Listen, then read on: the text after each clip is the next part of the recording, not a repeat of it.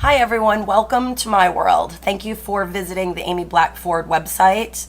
I thought I would start my blog with just basically a little bit of an introduction about what brought me to the place of writing and illustrating, in particular for children and teenagers. I always knew from the time I was a very little girl that I wanted to write stories. The first novel that I ever read on my own, I was only 7 years old. I read Charlotte's Web. And I remember by the time that I got to the end of that novel, I was completely overcome with the feeling, this is what I want to do with my life. I want to write stories that are going to have such an impact. It was basically an epiphany at such a young age at what my purpose was. And I remember wanting so badly to start that journey that I began writing. I began writing in a journal. I've kept a diary since that age. I began writing short stories. I wrote my first handwritten novel when I was 13. It was a murder mystery. And at that point, I knew I was really serious about this whole writing thing. As I grew and played with my writing, as many writers do, I would start what I thought was going to be a fantastic novel, and by the third or fourth chapter had absolutely no idea what I was doing with it, why I was even writing it, and I would disregard it. So I have lots of half-started stories, as I'm sure a lot of you writers out there do. It wasn't until I was 20, and I was actually getting my 2-year degree at Tallahassee Community College. I was interested in psychology. My mother-in-law handed me this book, The Artist's Way by Julia Cameron. I highly recommend this book to anyone who is creative but isn't quite sure what they want to do with their creativity. It's a 12-week course that basically takes you through step by step mining and uncovering those little nuggets of wisdom that are buried down deep inside there, that at some point in your life you told yourself, this isn't realistic, or someone else told you is more the case. This isn't a realistic pursuit, so let me go for the next most realistic endeavor. So this book was actually crucial in me realizing who I wanted to write for. Before I knew who and why I wanted to write stories, I was like many writers. I was writing, but there was absolutely no purpose or intention behind it. So at this point, I decided I wanted to write and illustrate for kids, or more importantly, I wanted to write for children. In the last semester at Tallahassee Community College, I took a life drawing class and realized I want to go to art school. I also want to illustrate my writing. And everyone thought I was really crazy at the time because although I could doodle, I really didn't have much skill. Anyway, it's mind over matter. I got accepted to the Atlanta College of Art. I was probably one of the worst illustrators in the school. I really couldn't draw very well. But by the time I graduated in my senior year, I was actually the only one in my school of only 400 students that was going specifically for children's book illustration. And when I enrolled back in school, because I took a 3-year hiatus for my daughter, I got pregnant in my junior year, there was an author-illustrator competition hosted by Red Signet Press out in San Diego, California. And the professor, Rick Lovell, at the time knew that this was my specific niche. And he said, you should go ahead and you should apply for it. And I had just written a short story because I'd been hacking away at a fantasy novel. It was like 500 pages long. And I was really tired of it. I'd been working on it for 5 years. And so I wrote this short story that I put away at the advice of my husband at the time, Lance. And it was an urban fantasy, and it was very short. But this competition was for picture books. And so it had to be, I think it was like 3,000 words. So this is the dummy book that my professors allowed me to create. I already had the story, but they allowed me to work on the illustration in my classes, and they helped guide me through it. And so when I submitted for the contest, I didn't just submit illustrations in a manuscript. I actually manufactured my vision for the book. It was called Ruth Duncan and the Dragonstone. And lo and behold, I actually won one of the 12 contracts that were handed out.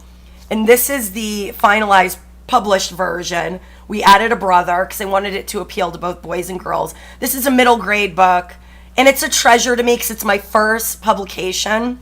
But they allowed me to design the cover. I got to design the end papers, and the integrity of the story is really there. I obviously had to learn how to work with an editor and with the publishers, and not just my own vision, but also their vision. Very quickly after the Cartoon Network, a scout came and saw my gallery show, my senior show, which featured the book, and they were interested in possibly turning Ruth Duncan and the Dragonstone into a Saturday morning cartoon.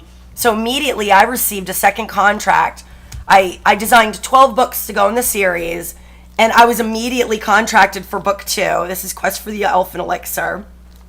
I was the only one that Red Signet Press offered this type of opportunity to. And I outlined 12 books. There were going to possibly be 12 books. Unfortunately, the publisher opened its doors when the economy took a nosedive, and only 2 years after I was published, they went bankrupt. But they were wonderful people, wonderful to work with, and for 2 years, I got to do author visits, book signings at Barnes & Nobles, children's plays by Theater on Main and Ackworth, converted both of the books into children's plays, so I got to be a part of that entire process. And what this all taught me, and what I learned from these first 2 published books, is the absolute joy in the marketing end of it. It is not easy, and it is not for the faint of heart. The first author visit I did was only 8 kids, and I was absolutely terrified. By my last visit, it was at the Savannah Children's Book Festival. I spoke with 500 people at one time, and it went brilliantly. And I really enjoyed the process. So once these books, and I knew that there would be no more in the series, I decided to take a step back and to work on the series that I'm just now starting to get out there to market. I can't give titles or anything because I don't even have an agent yet. But it's led me into, I need to get all of my ducks in a row, so to speak, get back in the publishing saddle, because there's an entire business side to this, if you're a novice writer, that can be daunting for some. For me, I really enjoy this side of it, but it's really important that you know both. I highly recommend, if you specialize in children's work or you're writing for teens, to join the Society of Children's Book Writers and Illustrators. I'll have a link to that on my blog. It is a fabulous national organization of like-minded people, all of them writing and illustrating for young people. It's a wonderful place to network, to meet agents, and to figure out exactly what you need to know in order to be successful in this very competitive niche market in publishing. So that is what has led me to making this video today, is just to introduce myself. I wanted to write specifically for children and teens. I was 20 when the Columbine thing happened. And I remember specifically thinking to myself, what is going on in our world that kids, teenagers, are bringing guns to school? You know, we used to duke it out on the playground with our fists. And now kids are bringing and plotting mass murder. And I realized in that moment that I wanted to write stories that empowered kids, teenagers. Only a powerless, helpless individual would plot the demise of others to make their mark so that they're being noticed. And so I became determined that my work was going to be geared at empowering. I'm a very spiritual person, and really weave this kind of taking ownership for yourself and your own journey. I do it in my own life, and I reflect that in my writing. So anyway, please check back here on a regular basis. I will be posting more art and adding a sketchbook section to my website. and I will definitely be blogging, adding photographs of my adventures, and all sorts of different things. It won't just be geared around my writing and my books. I'm a very dimensional person who has lots of different insights. Please also visit me on Facebook at Amy Blackford. That's spelled AMI Blackford. You can visit my author page. Please give me a like, and I look forward to sharing more of my world with you. Thank you.